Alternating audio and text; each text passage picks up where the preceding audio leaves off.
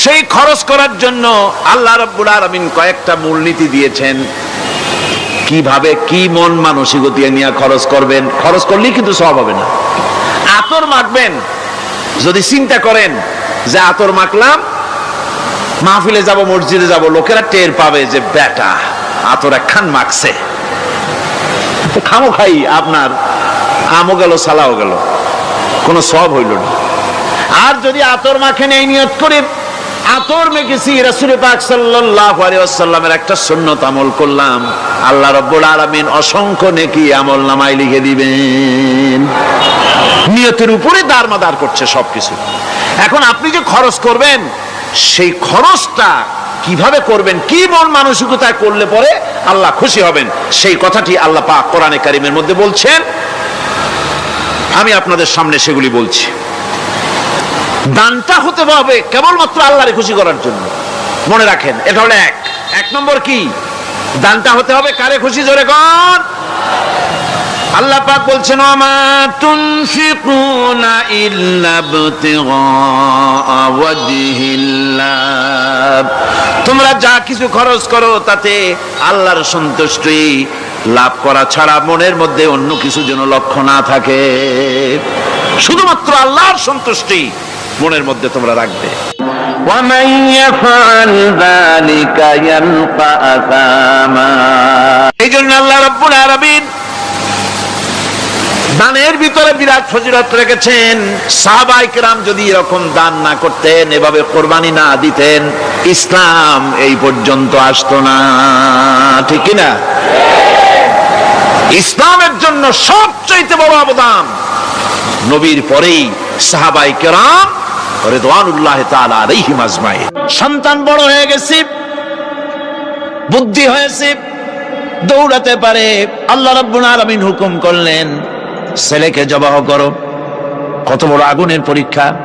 কোরআন শরীফ বলছে, হযরত ইব্রাহিম আলাইহিস সালাম নিজের ছেলেকে ডেকে নিয়ে বললেন, ইয়া বুনাইয়া ইন্নী আরা ফিল মানামি আন্নী আযবাহুক ফানজুর মাযা তারা।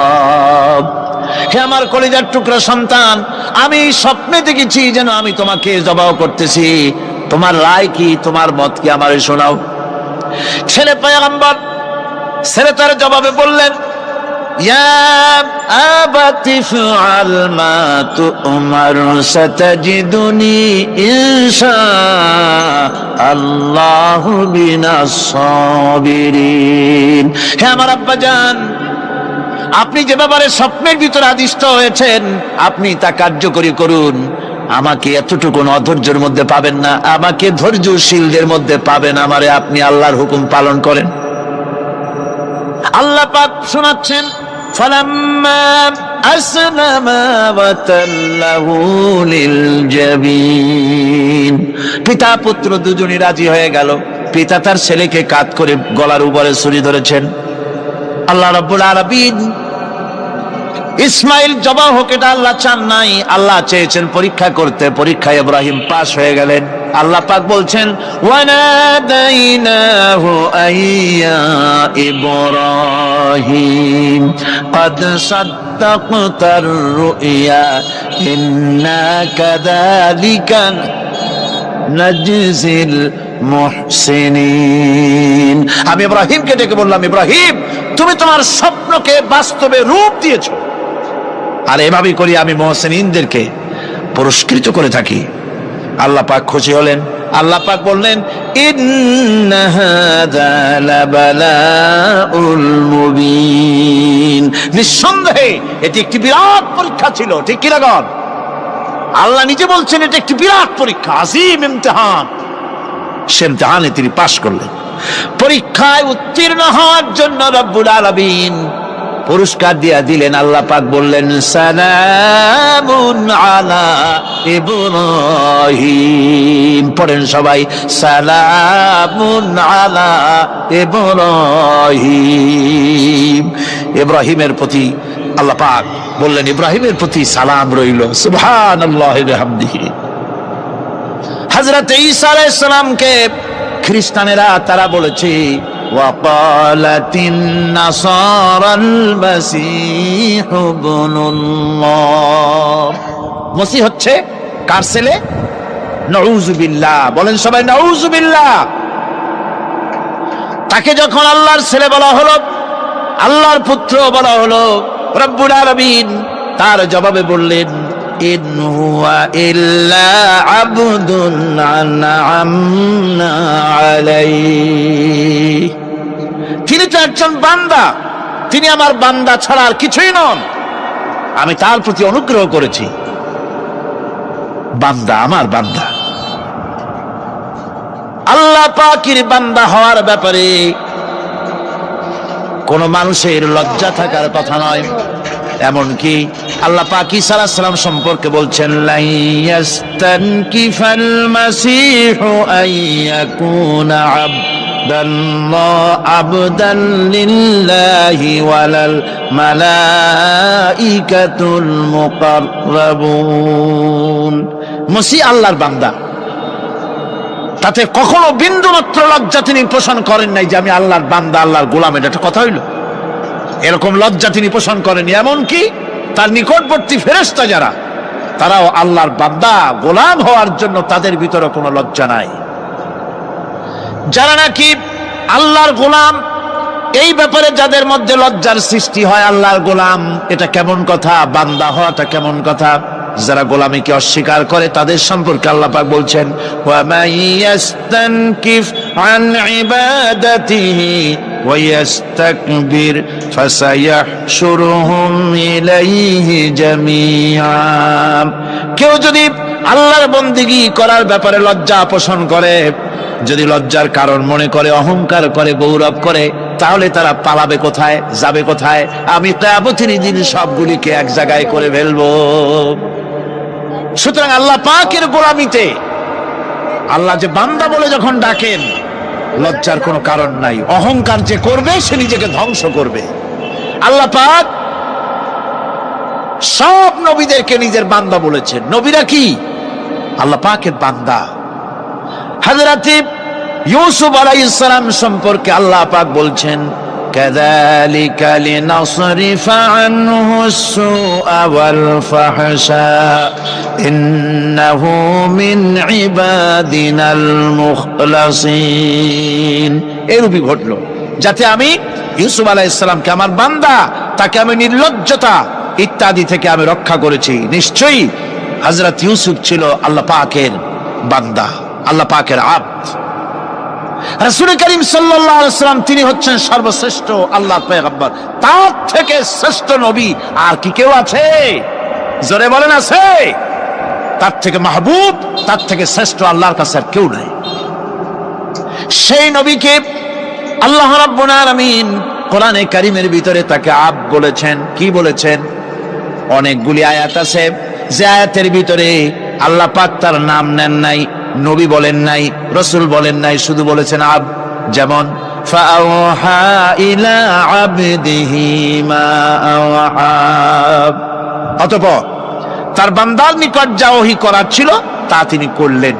সেই বান্দাকে মুহাম্মদ সাল্লাল্লাহু আলাইহি ওয়াসাল্লাম। অন্য আয়াতে আল্লাহ পাক বলছেন وأنه لما قام عبد الله يدعوه كادوا يكونون عليه لبدا। আর এই আল্লাহর বান্দা যখন নামাজ পড়তে দাঁড়িয়ে গেল, আল্লাহকে ডাকার জন্য যখন দাঁড়ালো, তখন লোকেরা তার উপরে ঝাঁপিয়ে পড়লো। ঝাঁপিয়ে পড়ার জন্য প্রস্তুতি গ্রহণ করলো। এখানে আব বলা হয়েছে কাকে? মুহাম্মদ সাল্লাল্লাহু আলাইহি সাল্লামকে। এভাবে করে অন্য এক আয়াতে আল্লাহ পাক তার হাবিবকে আব বলছেন, বান্দা বলতেছেন ইন কুনতুম ফি রাইবিম মিম্মা নাযালনা আলা আবদিনা। আমার বান্দার উপরে যে কিতাব নাজিল করেছি তাতে যদি তোমাদের কোনো সন্দেহ হয়, এই যে আমার বান্দার উপরে, ওই বান্দা কে? বলেন সবাই, মুহাম্মদ রাসূলুল্লাহ সাল্লাল্লাহু আলাইহি ওয়াসাল্লাম। অন্য আয়াতে বলা হচ্ছে تبارك الذي نزل الفرقان على عبده ليكون للعالمين نذيرا। অতীব বরকতপূর্ণ সেই মহান সত্তা যিনি তার বান্দার উপরে ফুরকান নাজিল করেছেন। কে সেই বান্দা? মুহাম্মদ সাল্লাল্লাহু আলাইহি ওয়াসাল্লাম। মেরাজের ঘটনা বলতে গিয়ে আল্লাহ রাব্বুল আলামিন বলতেছেন, সুবহানাল্লাযী আসরা বিআবদিহি লাইলাম মিনাল মাসজিদিল হারামি ইলাল মাসজিদিল আকসা। পবিত্র সেই মহান সত্তা যিনি তার বান্দাকে ইসরা করিয়েছেন। কে সেই বান্দা? মুহাম্মদ রাসূলুল্লাহ সাল্লাল্লাহু আলাইহি ওয়াসাল্লাম। সুতরাং আবদিয়াত, ইবাদত, গোলামি, এটা হচ্ছে মানুষের জীবনের সবচেয়ে বড় মর্যাদাকর খেতাব আল্লাহর পক্ষ থেকে আল্লাহর বান্দা হওয়া। গোলামি পরিপূর্ণরূপে হবে কেবলমাত্র আল্লাহ পাকে। এই গোলামির জন্যই আল্লাহ পাক আমাদেরকে সৃষ্টি করেছেন, অন্য কোনো কাজে আমাদেরকে সৃষ্টি করেন নাই। সেই জন্য আমাদেরকে গোলামি করতে হবে, আনুগত্য করতে হবে কেবলমাত্র কার বলুন তো? এই গোলামি যদি সঠিকভাবে করি, যদি বান্দারা যারা আল্লাহ পাকের বান্দা বলে, গোলাম বলে নিজেদেরকে দাবি করে, যদি সঠিকভাবে ইবাদতটা করা যায়, তাহলে আল্লাহ তাদের জন্য কি ওয়াদা করেছেন শুনুন। দুনিয়ায় তাদেরকে আল্লাহ পুরস্কার দেবেন, আখিরাতেও দেবেন। এটা বন্ধ করে, দুনিয়া এবং আখিরাতে আল্লাহ পুরস্কার দেবেন। সে পুরস্কারটা কি? দুনিয়ার পুরস্কারটা আগে শোনেন। আল্লাহ পাক বলেন, যারা আমার ইবাদত করবে তাদের ব্যাপারে আমার ওয়াদা শোনো। ওয়াদাল্লাহুল্লাযীনা আমানু ওয়া আমিলুস সালিহাতি লায়াস্তাখলিফান্নাহুম ফিল আরদি কামাস্তাখলাফাল্লাযীনা মিন ক্বাবলিহিম। তোমাদের মধ্যে যারা ঈমান এনেছে এবং সৎ কাজ করেছে, আল্লাহ রাব্বুল আলামিন তাদের ব্যাপারে আল্লাহর ওয়াদা হচ্ছে, আল্লাহর প্রতিজ্ঞা হচ্ছে, আল্লাহ ওয়াদা করতেছেন তাদেরকে জমিনের উপরে প্রতিষ্ঠিত করবেন। যেমন করে তোমাদের পূর্বপুরুষদেরকে প্রতিষ্ঠিত করা হয়েছিল, ওইভাবে তোমাদেরকে প্রতিষ্ঠিত করা হবে। সুবহানাল্লাহ। প্রতিষ্ঠিত করা হবে মানে রাষ্ট্র ক্ষমতা দেওয়া হবে। কি দেওয়া হবে? যদি গোলাম হও। যদি কি হও? গোলাম। আল্লাহ পাক বলছেন শুধু তাই নয়, আমি আমার দিনকে যারা প্রতিষ্ঠা করবে, আমার গোলামেরা যদি, আমার বান্দারা সঠিকভাবে যদি আমার গোলামি করে, মানানে আমলে সালেহ করে, নেক কাজ করে, আমি তাদেরকে রাষ্ট্র প্রতিষ্ঠার সুযোগ করে দেব। আর তাদের জন্য ভীতির পরিবর্তে, সন্ত্রাসের পরিবর্তে শান্তি কায়েম করে দেব। সুবহানাল্লাহ। وَلَيُمَكِّنَنَّ لَهُمْ دِينَهُمُ الَّذِي ارْتَضَىٰ لَهُمْ وَلَيُبَدِّلَنَّهُم مِّنْ خَوْفِهِمْ أَمْنًا।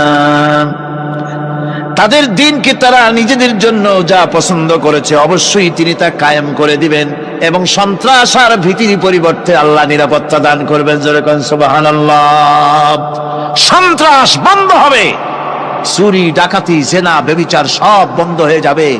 তোমরা ক্ষমতায় থাকবে, তোমরা ডমিনেটেড হবে না, তোমরা ডমিনেট করবে। গোটা পৃথিবীকে শাসন করবে, শাসিত তোমরা হবে না। আর ভীতির পরিবর্তে নিরাপত্তা তোমরা লাভ করবে। কি করলে? ইয়াবুদুনানি লা ইউশরিকুনা বি শাইআ। সুতরাং তারা যেন আমার ইবাদত করে এবং আমার সঙ্গে যেন কাউকে শরীক না করে। আল্লাহ বলছেন, তোমরা যদি আমার সাথে শরীক না করো, ইবাদতের মধ্যে কাউকে যদি শরীক স্থাপন না করো, আর যদি তোমরা আমার ইবাদতটা সলিড ভাবে আমার জন্যই করো, তাহলে রাষ্ট্র ক্ষমতা তোমাদের হাতে আসবে, সন্ত্রাস নির্মূল হবে, শান্তি প্রতিষ্ঠিত হবে। এই হচ্ছে দুনিয়ার পুরস্কার। এটা কিসের পুরস্কার? আর আখিরাতের পুরস্কারের কথা বলা হচ্ছে। وَمَن يُطِعِ اللَّهَ وَرَسُولَهُ وَيَخْشَ اللَّهَ وَيَتَّقِهِ فَأُولَئِكَ هُمُ الْفَائِزُونَ। যে ব্যক্তি আল্লাহ এবং রাসূলের আনুগত্য করেছে, আল্লাহকে ভয় করে চলেছে, তার গজব থেকে বেঁচে রয়েছে, সেই হচ্ছে সফল কাম। সফল কাম মানে কি? কিয়ামতের দিন আল্লাহ পাক তাদেরকে জান্নাত দান করবেন। আল্লাহ পাক তাদেরকে কিয়ামতে কি দিবেন? জান্নাত দিবেন, চিরস্থায়ী শান্তির জায়গা, সেই জান্নাত লাভ করা যাবে। আজ ইবাদতের এই যে গুরুত্বপূর্ণ ইবাদত, এই ইবাদতের ভুল অর্থ সমাজের ভিতরে ছড়িয়ে আছে। সাধারণ মানুষেও ভুল করেছে, অসাধারণ মানুষেরাও ইবাদতের ভুল অর্থ করে ভুলের মধ্যে নিমজ্জিত আছে বিরাট সংখ্যক লোকেরা।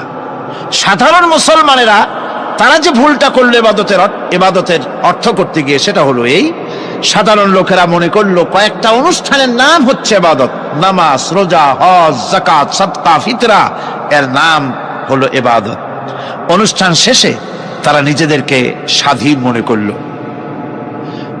তারা আল্লাহ পাকের প্রত্যেকটি আইনের ধারাকে লঙ্ঘন করলো। বছরে একবার রোজা রেখে, বছরে 1 মাস রোজা রেখে মনে করলে ইবাদত শেষ। 5 ওয়াক্ত নামাজ পড়ে মনে করলে ইবাদত শেষ। আমি প্রশ্ন করি, 5 ওয়াক্ত নামাজের নামই যদি হয় ইবাদত, 5 ওয়াক্ত নামাজের নামই ইবাদত, এটাই যদি হয়, তাহলে 5 ওয়াক্ত নামাজ পড়তে সময় লাগে কত? উজু টুজু করে বড় জোর 1-1.5 ঘন্টা সময় লাগে 5 ওয়াক্ত নামাজ পড়তে। তো এর নাম যদি হয় ইবাদত, তার অর্থ কি দাঁড়াবে? অর্থ দাঁড়াবে আপনি 24 ঘন্টার ভিতরে 1 থেকে 1.5 ঘন্টার জন্য আল্লাহর গোলাম, বাকি 22 ঘন্টার জন্য শয়তানের গোলাম হতে কেউ রাজি আছেন? রোজার নামই যদি হয় শুধু ইবাদত, তাহলে তার অর্থ দাঁড়াবে বছরের ভিতরে 1টা মাসের জন্য আপনি আল্লাহর গোলাম, আর 11 মাসের জন্য শয়তানের গোলাম হতে কেউ রাজি আছেন? তাহলে বিষয়টা কি? বিষয়টা হচ্ছে নামাজ, রোজা, হজ, যাকাতি শুধুমাত্র ইবাদত নয়, আনুষ্ঠানিক ইবাদত তো বটেই, কম্পালসারি ইবাদত তো বটেই, কিন্তু শুধুমাত্র নামাজ, রোজা, হজ, যাকাত ইবাদত শুধুমাত্র নয়, এগুলি হচ্ছে ইবাদতের পার্ট, ইবাদতের অংশ। বরং জীবনের সব ক্ষেত্রে আল্লাহর হুকুমকে মানার নামই হচ্ছে, ভাইরা আমার, একদিকে নামাজ রোজা করছে, অন্যদিকে আল্লাহর আইনের প্রতিটি ধারাকে লঙ্ঘন করে চলছে, মিথ্যা ওয়াদা করে, মিথ্যা কথা বলে, সুদ খায়, ঘুষ খায়, জেনা করে, এরপরে অন্যের হক নষ্ট করে, প্রতিবেশীর হক নষ্ট করে, হারাম মাল খায়, হকদারের হক নষ্ট করে, প্রতিবেশীর হক নষ্ট করে, জিন্দা মুর্দা মানুষকে নিজের জন্য শক্তিধর বলে মনে করে, 1 টুকরা রুটির জন্য অথবা 1 ফোঁটা 1 ঘটি পানির জন্য কাফেরের কাছে হাত পেতে দাঁড়ায় থাকে। এই যদি অবস্থা হয়, এটাই যদি হয় ঈমান, আর এটার নামে যদি ইবাদত হয়, তাহলে এই পৃথিবীর মুসলমানের আজ লাঞ্ছিত কেন? আল্লাহর ওয়াদা কি মিথ্যা? নাউযুবিল্লাহি মিন যালিক। আমাদের ইবাদত যদি ঠিক হয়, যদি সত্যিকারের ইবাদত যদি আমরা করে থাকি, তাহলে ক্ষমতায় ইমানদারেরা নাই কেন? বিশ্ব জুড়ে মুসলমানেরা লাঞ্ছিত কেন? তাহলে বুঝতে হবে ইবাদতের মধ্যে বিরাট গরমিল করে ফেলেছি, ঠিক কিনা? লক্ষ্য করুন, সেই লোকটা হজ করতেছে, উমরা করতেছে, নামাজ পড়তেছে, মসজিদ মাদ্রাসায় চান্দা দিতেছে, ওই লোকটি আবার ব্যাংকের থেকে সুদের টাকা নিয়ে ব্যবসা চালাইতেছে। ব্যবসা ঠিক রাখার জন্য, ইনকাম ট্যাক্স ফাঁকি দেওয়ার জন্য ব্যবসায়ীরা 2 ধরনের 3 ধরনের খাতা মেনটেন করছে। কথা ঠিক কিনা? মিথ্যা কথা বলছে, ঘুষ দিতেছে, বেশি করে বিদ্যুতের বিল যাতে না আসে সেজন্য যারা বিদ্যুৎ লাইনে আছে তাদেরকে পয়সা দিয়ে ম্যানেজ করতেছে, ঠিক কিনা? আমি পার্লামেন্টে বলেছি বিদ্যুৎ বাইরের থেকে আনতে হবে না, ঘুরে ঘুরে আবার বিদ্যুতের কথা আসলো। বিদ্যুৎ আনা লাগবে না, কারণ আমার দেশে চাহিদা হচ্ছে 2500 মেগাওয়াট, সেখানে 1800 মেগাওয়াট আমাদের আছে। আরেকদিকে 4টা বিদ্যুৎ প্রকল্প বন্ধ হয়ে আছে। ওই 4টি বন্ধ হওয়া প্রকল্প যদি চালু করা যায়, তাহলে 2900 মেগাওয়াট বিদ্যুৎ উৎপাদিত হতে পারে বলে বিশেষজ্ঞরা বলেছেন। তাহলে আমাদের উদ্বৃত্ত 400 মেগাওয়াট থেকে যাবে। এইটাকে বাইরের থেকে আনার কোনো দরকার নাই। বিদ্যুতের অপচয় বন্ধ করুন, বিদ্যুতের চুরি বন্ধ করেন। মিল কল কারখানা যাদের আছে, লক্ষ লক্ষ টাকা বিদ্যুৎ বিল হয়, কিন্তু লাইনম্যানদের সঙ্গে ম্যানেজ করে গভর্নমেন্টকে ফাঁকি দেওয়া হচ্ছে, ঠিক কিরকম? তোমার নামাজের দাম কি? তোমার হজের 4 পয়সা দাম নাই। তুমি রাষ্ট্রকে ফাঁকি দিয়েছ, তুমি জনগণকে ফাঁকি দিয়েছ, তুমি দেশের শত্রু। টেলিফোনে বিল হাজার হাজার টাকা, লাখ টাকার বেশি বিল হয়, লাইনম্যানের সঙ্গে ম্যানেজ করে 500, 700, 2000 টাকা দিয়ে সারিয়ে দেয়, ঠিক কিনা? এরা জাতির শত্রু, দেশের শত্রু। এদেরকে ফায়ারিং স্কোয়াডে নিয়ে প্লাস ফায়ার করে উড়ায় দেওয়া উচিত। এরা দেশের দুশ্মন। আজ সিস্টেম লসের নাম দিয়া বিদ্যুৎ চুরির আরেক ব্যবস্থা করা হয়েছে। সিস্টেম লস করে ওনারা নিজেরা, আর এর ভোগান্তি জনগণকে করতে হয়। কসাইয়ের মতো ছুরি দিয়া জবাও করে জনগণের কাছ থেকে সিস্টেম লসের চার্জ আদায় করা হয়। আমি পার্লামেন্টে বলেছি, মাননীয় স্পিকার, সিস্টেম লস এই নামটা উঠাও দেন, এই প্রথা বন্ধ করে দিন। বিদ্যুৎ ধার করা লাগবে না, আল্লাহ আমাদের দেশে যথেষ্ট দিছে, কোন জিনিসের অভাব নাই। এখানে গ্যাস আছে, তেল আছে, বিদ্যুৎ আছে, পাট আছে, চা আছে, নাই কি? অন্তত 8.5 কোটি টাকার কাগজ গুদামের মধ্যে বন্দী হয়ে আছে। ভারতকে ক্ষতি করার জন্য সে দেশ থেকে কাগজ এনে খবরের কাগজ ছাপানো হচ্ছে, আর 8.5 কোটি টাকার কাগজ নষ্ট হয়ে যাচ্ছে, আমার দেশের কাগজ। সুতরাং বলতেছিলাম একথাই বলতেছিলাম যে ঈমান আল্লাহর গোলাম হতে হলে ভুল করে বসেছি ইবাদতের অর্থ করতে। শুধু নামাজ, রোজা, হজ, যাকাত, মাজারে কিছু চান্দা দেওয়া, আগরবাতি, মোমবাতি, চাদর একটা দিয়া, পীর সাহেবের 10,000 টাকা চান্দা দিয়া, মোছে তেল মাইখা দাঁত বাইর করে হাসে। বেহেশতে তো গেছি, আর দেরি কত? বেহেশতে তুমি যাবা, এত সহজ? দেশকে ফাঁকি দিছো, দেশকে ফাঁকি দিয়েছ, জনগণকে ফাঁকি দিয়েছ, নিজের মেয়েকে ফাঁকি দিয়েছে। বিবাহের সময় টাকা পয়সা দিয়া বিবাহ টিবাহ করায় দিল। ব্যবসা, ধানি সম্পত্তি, বাড়ির সম্পত্তি সব ছেলেদেরকে দিয়ে দিল, মেয়েটারে ফাঁকি দিয়ে দিল। যাই না এরকম? ফুপুকে ফাঁকি দিল, বোনকে ফাঁকি দিল। এরপরে মোনাজাত করে সবে বরাতে, আল্লাহ আমারে বেহেশত দিও। ফেরেশতারা কয়, মর তুই আগে, বেহেশত তোরে কেমনে দেয় ভালো করে দেখাই দেব। বেটা তুই যাবি বেহেশতে? এত সোজা?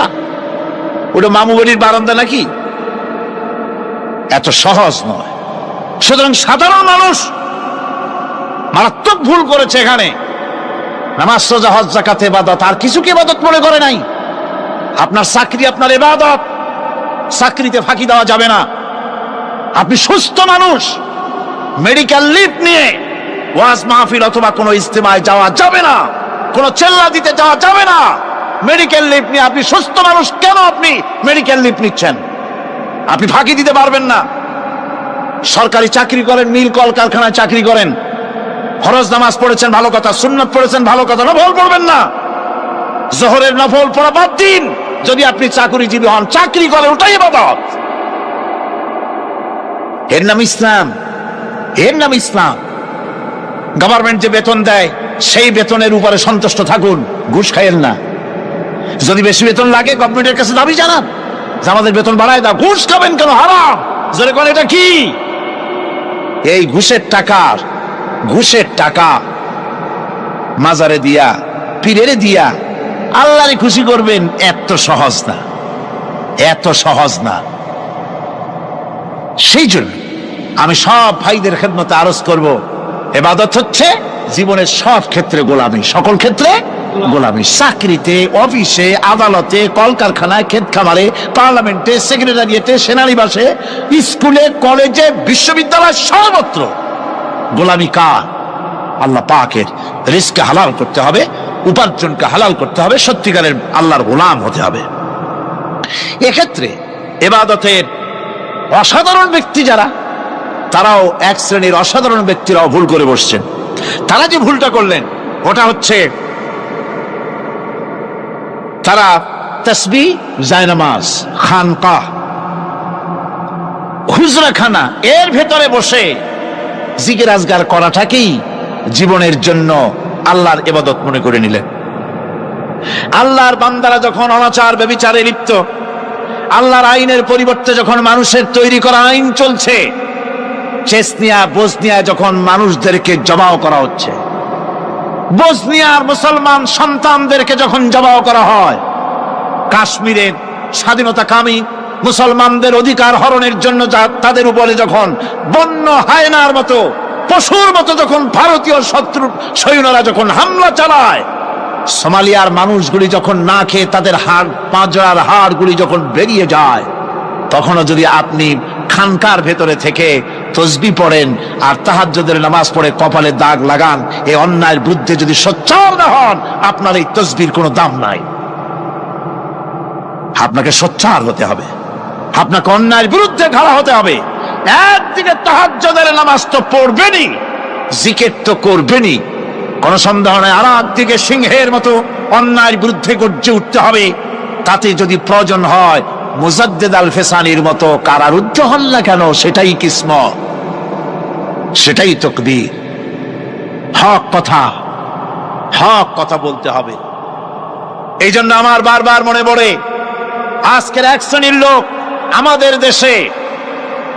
দেশে এক শ্রেণীর লোক বাইরের থেকেও আসে, বিদেশ থেকেও আসে, নামের আগে আওলাদে রসুল লাগান। ফেদায়ে রসুল, মুজাহিদে মিল্লাত, আওলাদে রসুল। আজীব, তুমি আওলাদে রসুল যদি হবে, তাহলে তুমি যে দেশের মানুষ, সেই দেশে মুসলমানদের যখন জবাও করা হয়, পার্লামেন্টে কথা বলে বেরিয়ে আসো না কেন? তোমার জেল হয় না কেন? কংগ্রেসের সেন্ট্রাল বডির সদস্য হয়ে আওলাদে রসুল লাগাইয়া বাংলাদেশের রাজনীতিতে নাক গলাতে দেওয়া হবে না। এরা কংগ্রেসের পাঁচটা গোলাম। এদেরকে চিনতে হবে, যারা আমার দেশে এসে মুসলমানদের মধ্যে বিভেদ সৃষ্টি করতে চায়। আমার মুসলমান ভাইয়েরা, সুতরাং আজকে আমাদেরকে বুঝতে হবে, নামের আগের 14 হাত লম্বা বিশেষণ দেখে ভুললে চলবে না। কথা মনে থাকবে, এরা কংগ্রেসের গোলাম। বাবরি মসজিদ যখন ভেঙে ফেলা হলো, তখন তো কোন আওলাদে রসুলের নাম তো শুনি নেই। তখন তো নামটা শুনছি ওই বুখারী বেটার, বাপের বেটা ইমাম বুখারী। তিনি বলেছেন, আমি ভারতের দিল্লির জুমা মসজিদের ইমাম শুধু নই, আমি ভারতের 18 কোটি মুসলমানের ইমাম। বাবরি মসজিদকে গড়ে দিতে হবে। কোরআন শরীফের বিরুদ্ধে যখন কলকাতা হাইকোর্টে কেস করা হয়েছিল কোরআনকে ব্যান করার জন্য, সেদিন তো কোনো আওলাদে রসুলের নাম শুনি নাই। সেদিন তো ওই বুখারী বেটাই বলেছেন, ভারতের হাইকোর্ট থেকে কোন জাজ, কোন বিচারক যদি কোরআন শরীফ ব্যান করা হলে বলে এই কথাটি উচ্চারণ করে, তাহলে আমি তাকে পায়ের তলে পাড়িয়ে ধরে বাম হাত দিয়ে তার জিহ্বাটা টেনে ছেড়ে ফেলে দেব।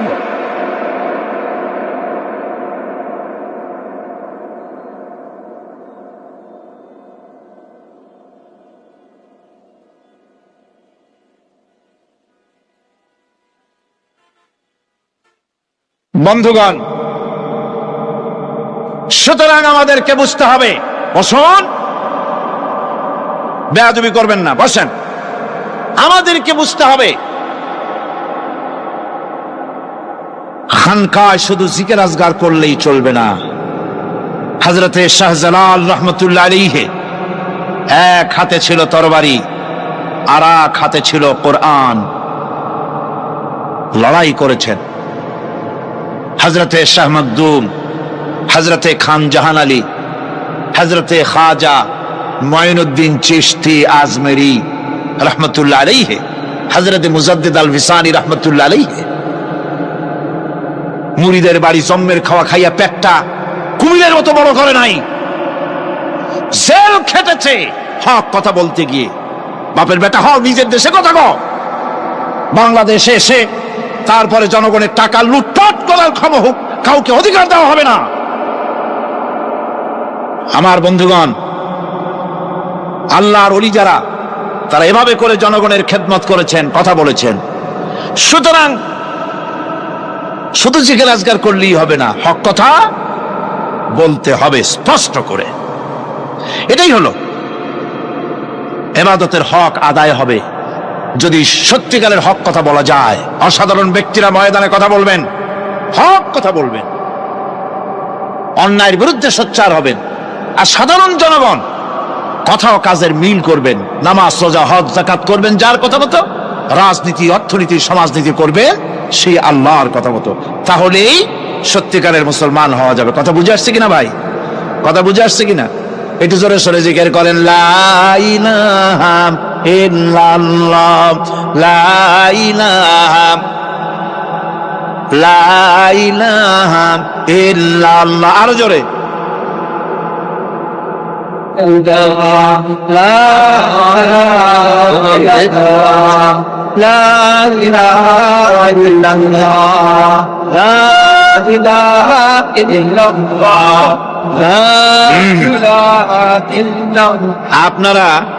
আপনারা যদি মাথা উঠাইয়া দেখতে থাকেন তো কি দেখবেন? মানুষের মাথা টুপি ছাড়া তো কিছুই দেখা যাবে না।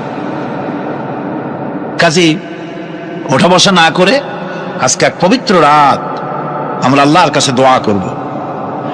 আলোচনার আমি এগিয়ে যাচ্ছি, এবাদত আমাদেরকে বুঝতে হবে। এবাদত যদি না বুঝি তাহলে মুসলমান বলে দাবি করারও কোনো মূল্য নাই। মানব জন্ম বৃথা। কারণ হচ্ছে আল্লাহ রাব্বুল আলামিন বলেছেন, মা খালাকতুল জিন্না ওয়াল ইনসা ইল্লা লিয়াবুদুন। মানুষ আর জিন জাতিকে আমি সৃষ্টি করেছি আমার গোলামির জন্য। কার গোলামি? ওই গোলামির পূর্ণাঙ্গ নমুনা যদি জানতে চাই, পূর্ণাঙ্গ নমুনা দৃষ্টান্ত লাগবে। কাকে অনুসরণ করব? পূর্ণাঙ্গ ইবাদতের আল্লাহর গোলামির পূর্ণাঙ্গ নমুনার জন্য কোরআনে কারিমে দৃষ্টান্ত সেট করা হয়েছে। হযরত ইব্রাহিম আলাইহিস সালামের আল্লাহ পাক বলেন, ইয ক্বালা লাহু রাব্বুহু আসলিম ক্বালা আসলামতু লিরাব্বিল আলামিন। তার অবস্থা এই ছিল। কার? ইব্রাহিম আলাইহিস সালাম। তার অবস্থা এই ছিল যে তার রব যখন তাকে বললেন আনুগত্যের মস্তককে অবনত করে দাও, তিনি বললেন আমি আমার বিশ্বপালকের সামনে মাথাটা নত করে দিলাম। সুবহানাল্লাহ। কোন শর্ত ছাড়াই মাথা নিচু করে দিলাম। এই পন্থায় তিনি যে পন্থাটা অবলম্বন করেছিলেন, এই পন্থায় চলার জন্য তার সন্তানদেরকেও তিনি হুকুম করেছিলেন।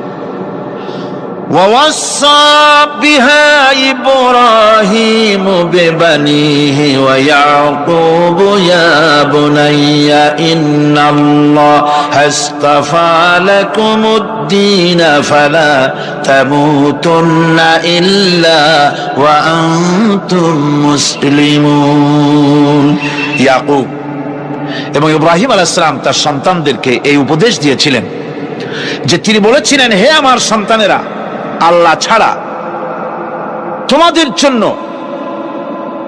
আল্লাহ পাক এই দ্বীনকে মনোনীত করেছেন। আল্লাহ পাকের আনুগত্য করবে, তার দ্বীনের প্রতি সারেন্ডার করবে। আর খবরদার মুসলমান না হয়ে যেন তোমরা মরে যেও না।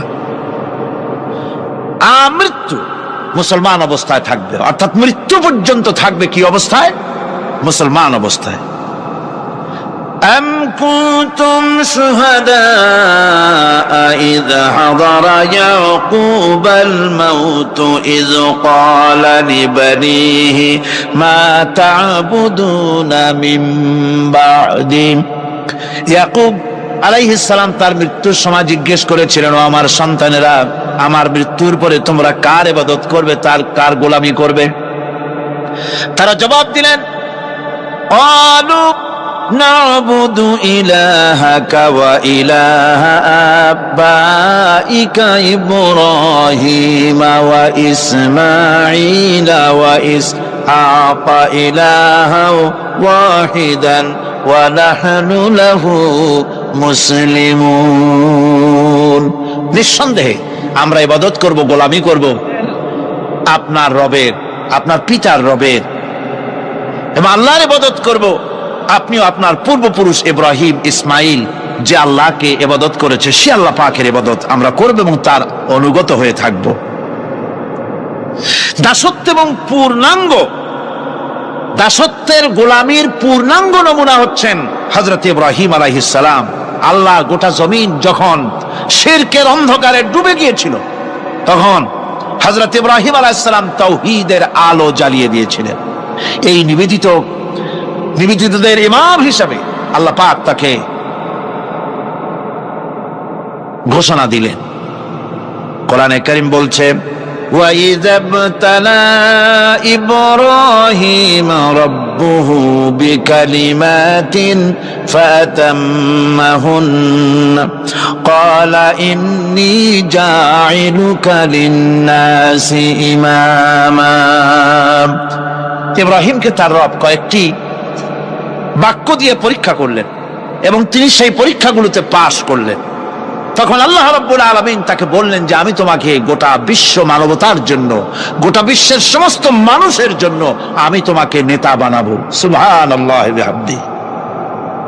প্রথম পরীক্ষা হলো, গতকাল বলেছি, সে আগুনের পরীক্ষা। সেখানে আল্লাহ পাক তাকে পাশ করালেন, তিনি পাশ করলেন।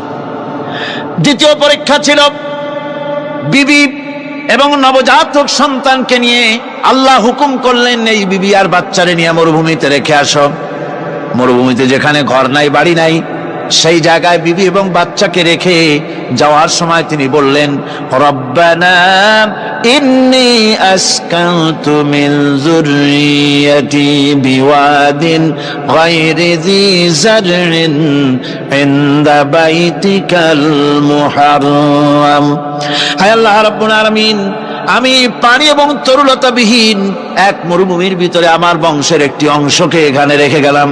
তোমার ঘরের কাছে পুনর্বাসিত আমি তাদের কাছে, এই ঘরের কাছে, সম্মানিত ঘরের কাছে রেখে গেলাম। পরীক্ষায় তিনি পাশ করলেন। হযরতে হাজেরা প্রশ্ন করলেন, ইব্রাহিম, পানি নাই, খাবার নাই, মানুষ নাই, ঘর নাই, বাড়ি নাই, মরুভূমির ভিতরে আমাকে আর আমার বাচ্চারে ফেলে রেখে যাচ্ছ কেন? কোনো জবাব নাই। দুইবার তিনবার প্রশ্ন করলেন। এরপরে তিনি আবার প্রশ্ন করলেন, বললেন, ইব্রাহিম, এটা কি আল্লাহর হুকুম নাকি? হযরত ইব্রাহিম আলাইহিস সালাম নিজের কলিজার টুকরা সন্তান আর বিবিকে রেখে যেতেছেন ভারাক্রান্ত মন নিয়ে। তিনি আকাশের দিকে আঙ্গুল উঁচু করে দেখালেন। হযরত হাজেরা বুঝলেন ইনি তো আল্লাহর পয়গম্বর, আমার কোন অপরাধে এভাবে ফেলে যাওয়ার কথা নয়। তিনি বুঝলেন এটা আল্লাহর হুকুম। হযরতে হাজেরা বললেন, ইব্রাহিম রে, নিশ্চিন্ত মনে বাড়ি ফিরে যাও। আমার মনে কোনো চিন্তা নাই, কোনো পেরেশানি আর এখন নাই। আল্লাহর হুকুমে যদি আমাকে মরুভূমির ভিতরে ফেলে যেয়ে থাকো, তাহলে আমি ওই আল্লাহর প্রতি এতটা ভরসা রাখি যে এই মরুভূমির ভিতরে জল পানি শূন্য, খাদ্য শূন্য জায়গায় আমি আমার বাচ্চাকে আল্লাহ রব্বুল আলামিন না খাওয়াইয়া মারবেন না। দ্বিতীয় পরীক্ষায় পাশ করি। 3 নম্বরে পরীক্ষা হলো, সন্তান বড় হয়ে গেছে, বুদ্ধি হয়েছে, দৌড়াতে পারে। আল্লাহ রাব্বুল আলামিন হুকুম করলেন ছেলেকে জবাহ করো। কত বড় আগুনের পরীক্ষা! কোরআন শরীফ বলছে, হযরত ইব্রাহিম আলাইহিস সালাম নিজের ছেলেকে ডেকে নিয়ে বললেন, ইয়া বুনাইয়া ইন্নী আরা ফিল মানামি আন্নী আযবাহুক ফানজুর মাযা তারা। হে আমার কলিজার টুকরা সন্তান, আমি স্বপ্নে দেখেছি যেন আমি তোমাকে জবাহ করতেছি। তোমার রায় কি, তোমার মত কি, আমারে শোনাও। ছেলে পয়গম্বর, ছেলে তার জবাবে বললেন, ইয়া আবাতি ফাআল মা তু'মার সাতাজিদুনি ইনশাআল্লাহু মিনাস সাবিরিন। হে আমার আব্বাজান, আপনি যে ব্যাপারে স্বপ্নের ভিতরে আদিষ্ট হয়েছেন আপনি তা কার্যকরী করুন। আমাকে এতটুকু অধৈর্যের মধ্যে পাবেন না, আমাকে ধৈর্যশীলদের মধ্যে পাবেন। আমারে আপনি আল্লাহর হুকুম পালন করেন। আল্লাহ পাক শোনাচ্ছেন, ফালাম্মা আসলামা ওয়া তাল্লাহু লিল জাবিন। পিতা পুত্র দুজনই রাজি হয়ে গেল। পিতা তার ছেলেকে কাঁধ করে গলার উপরে ছুরি ধরেছেন। আল্লাহ রাব্বুল আলামিন ইসমাইল জবাহ হোক, এটা আল্লাহ চান নাই, আল্লাহ চেয়েছেন পরীক্ষা করতে। পরীক্ষায় ইব্রাহিম পাশ হয়ে গেলেন। আল্লাহ পাক বলছেন, ওয়ানাদাইনাহু আইয়া ইব্রাহিম ক্বাদ সাদ্দাকতার রুইয়া ইন্না কাযালিকা নাজিজিল মুহসিনিন। আমি ইব্রাহিমকে ডেকে বললাম, ইব্রাহিম তুমি তোমার স্বপ্নকে বাস্তবে রূপ দিয়েছো, আর এভাবেই করি আমি মুহসিনিনদেরকে পুরস্কৃত করে থাকি। আল্লাহ পাক খুশি হলেন। আল্লাহ পাক বললেন, ইন্না হাযা লাবালাউল মুবিন, নিঃসন্দেহে এটি একটি বিরাট পরীক্ষা ছিল। ঠিক কি লাগন? আল্লাহ নিজে বলছেন এটা একটি বিরাট পরীক্ষা, আজিম ইমতিহান। সে ইমতিহানে তিনি পাশ করলেন। পরীক্ষায় উত্তীর্ণ হওয়ার জন্য রব্বুল আলামিন পুরস্কার দিয়া দিলেন। আল্লাহ পাক বললেন, সালামুন আলা ইব্রাহিম। পড়েন সবাই, সালামুন আলা ইব্রাহিম। ইব্রাহিমের প্রতি আল্লাহ পাক বললেন, ইব্রাহিমের প্রতি সালাম রইল। সুবহানাল্লাহি ওয়া বিহামদিহি। ইবাদত এর আনুগত্যের এই উৎকৃষ্ট দৃষ্টান্ত স্থাপনের পর আল্লাহ পাক তার গোটা বিশ্বের মুসলমানদেরকে কিয়ামত পর্যন্ত ইব্রাহিম আলাইহিস সালামকে জাতির পিতা বানায়া দিলেন। সুবহানাল্লাহ, কইতে ইচ্ছা করে না? এরকমের পরীক্ষা কোন পিতারা দিতে পারছে নাকি? গোটা বিশ্বের সমস্ত মানব মণ্ডলীর জন্য আল্লাহ পাক ইব্রাহিম আলাইহিস সালামকে কিয়ামত পর্যন্ত জাতির পিতা হিসাবে ঘোষণা করেছেন। সুবহানাল্লাহ। মিল্লাতা আবিকুম ইব্রাহিম ওয়া সাম্মাকুমুল মুসলিমিন। তোমরা তোমাদের পিতা ইব্রাহিমের মিল্লাতের উপর প্রতিষ্ঠিত হও। আল্লাহ পাক বলছেন, তোমাদের পিতা ইব্রাহিমের মিল্লাতের উপর প্রতিষ্ঠিত হও, আর আল্লাহই তোমাদের নাম রেখেছে মুসলমান। তোমরা হচ্ছে মুসলমান। আমাদের পরিচয়, ওই যে পরিচয়ের কথা আগে হয়ে গেছে, আমাদের পরিচয় আমরা মুসলমান। আমাদের পরিচয় কি? মুসলমান। এটা প্রথম পরিচয়। ইবাদতের পূর্ণাঙ্গ মাপকাঠি হিসেবে আল্লাহ পাক হযরত ইব্রাহিম আলাইহিস সালামকে দুনিয়াবাসীর সামনে পেশ করেছেন। কোরআন বলছে, ইহুদি এবং খ্রিস্টানেরা মুসলমানদেরকে বিভ্রান্ত করতে চায়। তারা বলে, ওয়াকালু কুনু হুদান আও নাসারা তাহতাদু কুল বাল মিল্লাতা ইব্রাহিম হানিফা ওয়া মা কানা মিনাল মুশরিকিন। ইহুদিরা বলে, ইহুদি হও তবেই তোমরা সঠিক পথ পাবা। খ্রিস্টানের বলে, খ্রিস্টান হও তবেই তোমরা সঠিক পথ প্রাপ্ত হবে। আল্লাহ পাক বলছেন, এদের সকলকে বলে দাও, বরং তোমরা সব পরিত্যাগ করে মিল্লাতে ইব্রাহিমের ভিতরে শামিল হয়ে যাও। এটাই মুক্তির পথ, এটাই নাজাতের পথ, এটাই আল্লাহর পথ। সুবহানাল্লাহি ওয়া বিহামদিহি। এমনকি রাসূল কারীম সাল্লাল্লাহু আলাইহি ওয়াসাল্লামকে আল্লাহ পাক বলেছেন, আনিত্তাবি' মিল্লাতা ইব্রাহিম হানিফা। চারদিক থেকে মুখ ফিরিয়ে এনে মিল্লাতে ইব্রাহিমের ভিতরে শামিল হয়ে যাও, তারই অনুসরণ করো। রাসূল কারীম সাল্লাল্লাহু আলাইহি ওয়াসাল্লাম ইবাদত বা আনুগত্যের সর্বোৎকৃষ্ট নমুনা হওয়ার কারণে ইব্রাহিম আলাইহিস সালাম সম্পর্কে হুজুর বলেছেন, ইন্না ইব্রাহিমা খায়রুল বারিয়া, রাওয়াহু মুসলিম। হুজুর সাল্লাল্লাহু আলাইহি ওয়াসাল্লাম বলেছেন, ইব্রাহিম হচ্ছেন জগতের সর্বোত্তম ব্যক্তি। সুবহানাল্লাহ। সুতরাং আমাদেরকে ইবাদতের নমুনা হিসেবে ইব্রাহিম আলাইহিস সালামকেও মানদণ্ড হিসেবে দেখতে হবে যে কিভাবে তিনি সারেন্ডার করেছিলেন আল্লাহ পাকের দরবারে। এখন আমি আপনাদের সামনে বলতে চাই, মানুষের জীবনে সবচাইতে বড় দুটি চাহিদা আছে। একটা হচ্ছে খাদ্য, আর একটা হচ্ছে নিরাপত্তা। একটা খাদ্য, আর একটা কি? নিরাপত্তা। পেট ভরে খাইতে চাই, আর চোর ডাকাতের উপদ্রব থেকে নিরাপত্তা পেতে চায়। আইন শৃঙ্খলা পরিস্থিতির উপরে যখন পার্লামেন্টে আলোচনা হচ্ছিল, আমি তখন বলেছি, মাননীয় স্পিকার, আমার দেশের সাধারণ ভোটারদের বড় কোনো আশা আকাঙ্ক্ষা নাই। তারা কোনোদিন বলে না যে আমাদের গুলশানে বাড়ি দিতে হবে সকলে, আমাদেরকে মঙ্গল গ্রহে অফিস বানায় দিতে হবে, বাসেরও গাড়ি দিতে হবে। এগুলি তারা দাবি করে না। যারা ভোট দেয়, কষ্ট করে, মিছিল করে, এই সাধারণ জনগণের দাবি হচ্ছে মিনিমাম দাবি, খুবই কম। তাদের দাবি হলো মোটা সুতার কাপড় চাই ইজ্জত ঢাকার জন্য, পেট ভরে খেতে চাই, পোলাও কোরমা বিরিয়ানির দরকার নাই, আর আশ্রয়ের জন্য ছোট্ট একটু ঘর চাই, চোর ডাকাতের উপদ্রব থেকে নিরাপত্তা চাই। কথা ঠিক কিনা? আমি বললাম, স্পিকার সাহেব, আজ পর্যন্ত যতগুলি গভর্নমেন্ট এসেছে বাংলাদেশে, প্রত্যেকটি গভর্নমেন্ট আমার দেশের জনগণের এই ন্যূনতম দাবি, এই আশা পূরণ করতে ব্যর্থতার পরিচয় দিয়েছে। কেউ পারে নাই। যারাই গেছে তারাই তাদের নিজেদের আখের গোছাবার চেষ্টা করেছেন। সব নিজেকে নিয়ে ব্যস্ত, নিজের লোকদের নিয়ে ব্যস্ত, জনগণ নিয়ে চিন্তা নাই। সুতরাং মানুষের চাহিদা হচ্ছে খাদ্য আর নিরাপত্তা। আমরা কি খাদ্য আর নিরাপত্তা সত্যি কি চাই? চাই। খাদ্য যদি চাই ক্ষুধার সময়, নিরাপত্তা যদি চাই ভীতির সময়, আল্লাহ রাব্বুল আলামিন বলেন কোন গভর্নমেন্ট দিতে পারবে না, দুনিয়ায় কেউ দিতে পারে নাই, পারবেও না।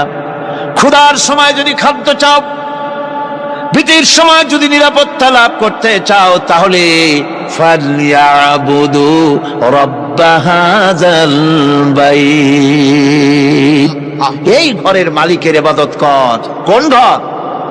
কাবা ঘর। বলেন কোন ঘর? কাবা ঘর। কাবা শরীফের মালিকের ইবাদত কর। তাহলে কি হবে? আল্লাযী আত'আমাহুম মিন জু'ইন ওয়া আমানাহুম মিন খাউফ। এই ঘরের মালিকের ইবাদত যদি করো, তাহলে ক্ষুধার সময় তিনি তোমাদেরকে খেতে দিবেন, আর ভীতির সময় তিনি তোমাদের নিরাপত্তা দান করবেন। হে ওয়াদা কার? চিল্লায় বলেন ওয়াদা কার? আল্লাহ পাকের ওয়াদা বিশ্বাস হলো না, এমনই পোড়া কপালের মুসলমান। নির্বাচন যখন আসলো, সলিমউদ্দিন সাহেব আসতেন মঞ্চের উপরে, পরিচয় করানো হচ্ছে। এত আপনারা যার বক্তৃতা শোনার জন্য দ্বিপ্রহরের রৌদ্রে কষ্ট করতেছিলেন, এখন সেই সংগ্রামী জননায়ক, বিপ্লবী সন্তান, তিনি এখন আপনাদের সামনে বক্তব্য রাখবেন। উনি দাঁড়ায় বললেন, ভাইয়ার আমার, বোনের আমার, আমি এবার বোতল মার্কা বাক্স নিয়ে দাঁড়াইছি, আমারে সকলে মিলে ভোট দেন। এবার যদি ক্ষমতায় যেতে পারি, না খাইয়া কেউ মরবেন না, কিন্তু কি খাইয়া মরবে তাও কয় না। মানুষেরা এই কথাগুলি বিশ্বাস করলার সমানে ভোট দিল। হায় রে কপাল! আল্লাহ বললেন, আমার ইবাদত কর, আমার গোলামি কর জীবনের সব জায়গায়, তাহলে ক্ষুধার সময় খাইতে পারবি আর ভীতির সময় নিরাপত্তা পাবি। আল্লাহর কথাটা বিশ্বাস হইল না। এই নামাজ পড়ার মুসলমানের দাম আছে? কোন দাম আছে? এ রোজাকার দাম আছে? এ মুসলমান দাবি করেন দাম আছে? আল্লাহ রাব্বুল আলামিন তিনি পরিষ্কার করে বলছেন, এই ঘরের মালিকের ইবাদত করো, তিনি ক্ষুধার সময়ে খেতে দিবেন, আর তিনি তোমাদেরকে ভীতির সময় নিরাপত্তা দান করবেন। চাউলের অভাব হবে না, পাটের অভাব হবে না, খাদ্যের অভাব হবে না, কারণ দুটি জিনিস যদি তোমরা করতে পারো, খাবারের অভাব হবে না। ওয়ালাউ আন্না আহলাল কুরা আমানু ওয়াত্তাকাউ লাফাতাহনা আলাইহিম বারাকাতিম মিনাস সামাই ওয়াল আরদ। দেশের লোকেরা, জনপদের লোকেরা যদি দুইটা কাজ করে, এক নম্বরে হলো আমার উপরে ঈমান আনবে, দুই নম্বরে হলো আমাকে ভয় করার নীতি অবলম্বন করে যদি চলে, তাহলে ওই দেশের মানুষের জন্য আকাশ আর জমিনের সব বরকতের দরজা আমি আল্লাহ খুলে দেব। আল্লাহর ওয়াদা। আল্লাহ পাকের নিকট মানুষের সবচাইতে বড় দাবি কি? আল্লাহর কাছে মানুষের সবচাইতে বড় দাবি কি করতে পারেন? পারেন? আল্লাহ পাকের কাছে মানুষের শ্রেষ্ঠ দাবিটা আল্লাহ নিজেই শিখাই দিয়েছেন। আমার কাছে দাবি কর, ইহদিনাস সিরাতাল মুস্তাকিম। আয় আল্লাহ, একটা সোজা, একটা সরল রাস্তা আমারে দাও, একটা সহজ পথ আমারে দাও। এই কথা সূরা ফাতিহা দাবি করার পর আল্লাহ রাব্বুল আলামিন এই অভিনন্দনের জবাবে, 7টা বাক্যের অভিনন্দনের জবাবে আল্লাহ রাব্বুল আলামিন 30 পারা কোরআন শরীফ নাজিল করে দিলেন। সূরা ফাতিহার এই সওয়ালের জবাবে আল্লাহ পাক বললেন, ওয়া আনি'বুদুনি হাযা সিরাতুম মুস্তাকিম। সোজা রাস্তা চাও, আমার গোলামি করো, ইবাদত করো। সব জায়গায় ইবাদত, গোলামি করাই লাগবে। আমার কাছে সোজা রাস্তা চাও, সোজা রাস্তা হলো আমার গোলামি করা। কার গোলামি? বেহেশতে যেতে চান? আমি আস্তে জিগেলাম বলে আপনারও আস্তে জবাব দিলেন। বেহেশতে যেতে চান? সুবহানাল্লাহ। এমন কোন মানুষ আছে নাকি যে বেহেশতে যেতে চায় না? মদ খোরও যাইতে চায়। সবাই, আমরা সবাই বেহেশতের আশা করি, ঠিক কিনা? আল্লাহ রাব্বুল আলামিন বলেন, বেহেশতে যদি যেতে চাও তাহলেও ইবাদত করা লাগবে, ইবাদত ছাড়া জান্নাতে যাওয়া যাবে না। ফাদখুলি ফি ইবাদি ওয়াদখুলি জান্নাতি। সর্বপ্রথম আমার বান্দার মধ্যে দাখিল হয়ে যা, আমার গোলামির মধ্যে দাখিল হ, আমার গোলাম হয়, এরপরে আমার জান্নাতে চলে যা। আগে গোলাম হবি, তারপরে কোথায় যাবি? জান্নাতে যাবে। আগে গোলাম হ, আগে গোলামির খাতায় নাম লেখা, আগে সত্যিকারের আমার বান্দা হ, গোলাম, এরপরে জান্নাতে যাওয়া যাবে। জান্নাতে যাইয়া আল্লাহর সাথে কি দেখা করতে চাই? আল্লাহর সাথে দেখা করতে চাই। আল্লাহ রাব্বুল আলামিন বলেন, ফামান কানা ইয়ারজু লিকা রাব্বিহি ফালইআমাল আমালান সালিহান ওয়া লা ইউশরিক বিইবাদাতি রাব্বিহি আহাদা। তোমাদের মধ্যে যদি কেউ আল্লাহর সঙ্গে, তার রবের সঙ্গে যদি কেউ দেখা করতে চায়, তাহলে সে যেন ভালো ভালো কাজ করে, নেক কাজ করে, আর তোমার রবের সাথে অর্থাৎ আল্লাহ রব্বুল আলামিনের সাথে ইবাদতের মধ্যে যেন কাউকে শরীক না করেন। শিরক যদি না করো, খাঁটি গোলাম, খাঁটি বান্দায় যদি পরিণত হতে পারো, কিয়ামতের দিন আল্লাহ রব্বুল আলামিনের সঙ্গে দিদার নসিব হয়ে যাবে। এই গোলামি করব কতদিন? কতদিন গোলামি করব? এই প্রশ্নের জবাবে আল্লাহ রাব্বুল আলামিন কোরআনে কারীমের মধ্যে জবাব দিয়ে দিয়েছেন, ওয়া'বুদ রাব্বাকা হাত্তা ইয়াতিয়াকাল ইয়াকিন। মৃত্যু পর্যন্ত, যতক্ষণ না নাক দিয়ে শেষ প্রশ্বাসটি, নিঃশ্বাসটি বেরিয়ে যাচ্ছে, ততক্ষণ পর্যন্ত আনুগত্য, গোলামি সব হবে কার? জোরে চিল্লায় কোন কার? এই গোলামি জীবনের সব ক্ষেত্রে করতে পারলে আমরা মুসলমান, আর করতে না পারলে মুসলমান নামে মুনাফিক। না পারলে কি? মুনাফিক। বন্ধুগণ, ইয়াকা না'বুদু পর্যন্ত বলে ওয়া ইয়াকা নাস্তাইনের কথাটা শোনাচ্ছি। সূরা ফাতিহার ভিতরে আমরা পড়ি, পড়েন আমার সাথে, ইয়াকা না'বুদু ওয়া ইয়াকা নাস্তাইন। আয় আল্লাহ, একমাত্র তোমার গোলামি করি আর একমাত্র তোমার কাছে সাহায্য চাই। তুমি ছাড়া কারো কাছে সাহায্য? এটা কি ঠিক? এটা কি আমাদের মনের কথা, ইমানের কথা? আল্লাহ করুন, আল্লাহ করুন, বলি আমিন। হাদিস শরীফে বলা হয়েছে, ইজা সাআলতা ফাসআলিল্লাহ ওয়া ইজা ইসতাআনতা ফাসতাইন বিল্লাহ। কিছু চাইতে হলে আল্লাহর কাছে চাও, কিছু বলতে হলে, ভিক্ষা করতে হলে আল্লাহর কাছেই ভিক্ষা করো। কার কাছে ভিক্ষা করবেন? আল্লাহর কাছে বলুন। আমার বন্ধুগণ, আমি আমার ঈমান থেকে কথা বলি, আমি আমার ঈমান থেকে কথা বলি। কোরআন এবং হাদিস পড়ে যতটুকু আল্লাহ বোঝার তৌফিক দিয়েছেন, সেই কথাগুলি পেশ করার জন্য চেষ্টা করি। বন্ধুগণ, এদিক ওদিক কোনো দিকে না ঘুরে মসজিদে যান, মসজিদে গিয়ে নামাজ পড়েন, আর আল্লাহর কাছে হাত পেতে আল্লাহরে বলেন। সেজদা গিয়া যখন রব্বুল আলামিনের দরবারে কিছু চাইবেন, হুজুরের কাছে জিজ্ঞেস করা হয়েছে, হুজুর, বান্দা কখন আল্লাহর নিকটবর্তী হয়ে যায়? আল্লাহর নবী বলেছেন, বান্দা যখন সেজদা দেয় তখন বান্দা একেবারে আল্লাহ পাকের কাছে চলে যায়।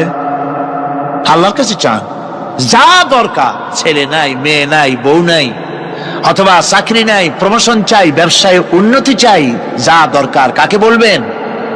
মনটাকে পরিষ্কার করুন, আজকে মনটাকে সাফ করুন, সমস্ত দুর্বলতা থেকে মনকে উঠায় আনো, বিশ্বাস করুন, যা চাওয়া, যা বলা, সবটা আল্লাহর কাছে। কার কাছে? আমি তার গোলাম। আমি কার গোলাম? আল্লাহ ছাড়া কারো কাছে আমার অভিযোগ তুলবো না, সবটা বলবো আল্লাহর কাছে। বলে দেখেন আল্লাহ পাক কিভাবে আপনাকে সাহায্য করেন। সুবহানাল্লাহ। ভাইরা আমার, আল্লাহ রাব্বুল আলামিন রাসূল করিম সাল্লাল্লাহু আলাইহি ওয়াসাল্লামকে বলেছেন, ফাইদা ফারাগতা ফানসাব ওয়া ইলা রাব্বিকা ফারগাব।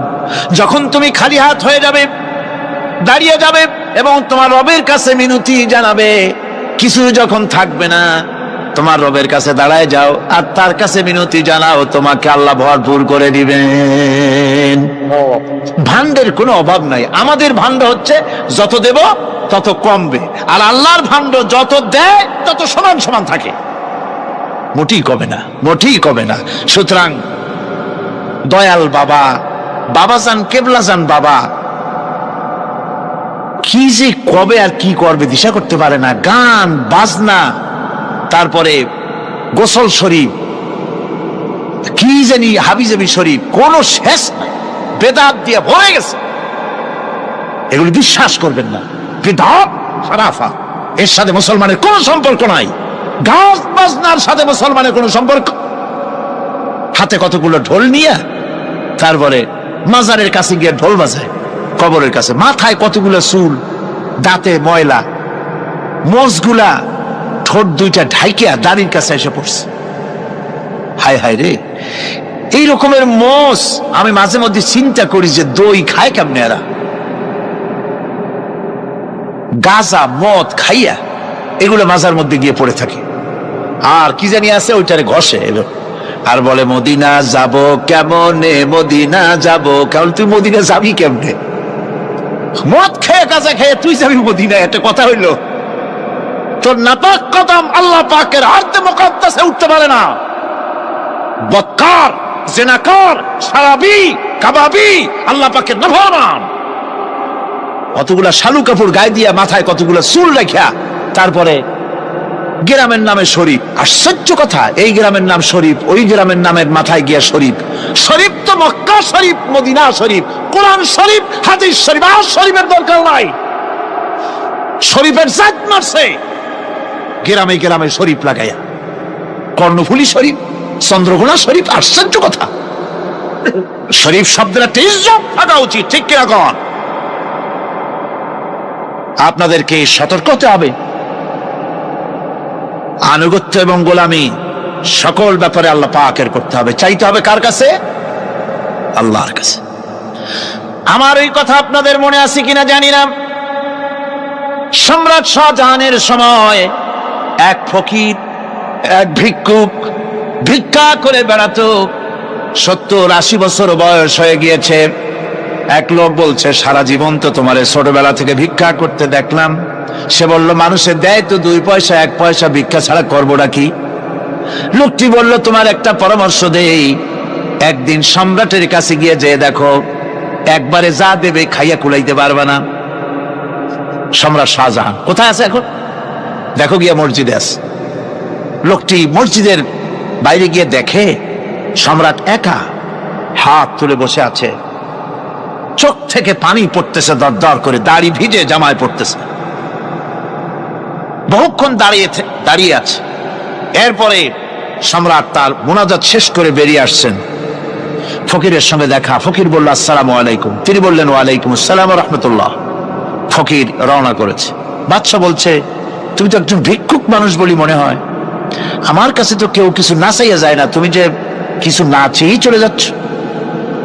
ভিক্ষুক বলছে, জাহাপানা, সত্যি কিছু চাইতে এসেছিলাম আপনার কাছে, কিন্তু আপনার অবস্থা দেখে আমার জ্ঞানের চোখ খুলে গেছে। আমি দেখতে পেলাম, আমি যে সম্রাটের কাছে ভিক্ষা চাইতে আসলাম, আমি তো শুধু তাকায় আছি, আমি তো কান্দি না, বরং আমি যার কাছে চাইতে এসেছি তিনি আমার চাইতে আরো নগণ্য ভিক্ষুকের মতো হয়ে কার কাছে যেন হাত পেতে চোখের পানি ফেলে কান্দে। মনে মনে ভাবলাম, সম্রাট কান্দে যে সম্রাটের কাছে, ওই আল্লাহ সারা জীবনে কারো কাছে কিছু চাইব না। আল্লাহর কাছে চাওয়ার অভ্যাস করুন, তিনি দিতে পারেন, সবকিছু তার আছে। এই বিশ্বাস মনের ভিতরে জমাতে হবে, তাহলেই সত্যিকারের মুসলমান আমরা হব। আল্লাহ পাক সত্যিকারের গোলাম আমাদেরকে বানাবেন, আমরা বলি আমিন। মুনাফিকদের আর একটা চরিত্র হলো, তারা যদি আজান শুনতে পায় না, আজান এবং নামাজ সম্পর্কে তারা কটূক্তি করে, আজান এবং নামাজ সম্পর্কে তারা কটূক্তি করতে থাকে। এটা হলো মুনাফিকদের আরেকটা চরিত্র। আল্লাহ রাব্বুল আলামিন বলেন, ওয়াইদা নাদাই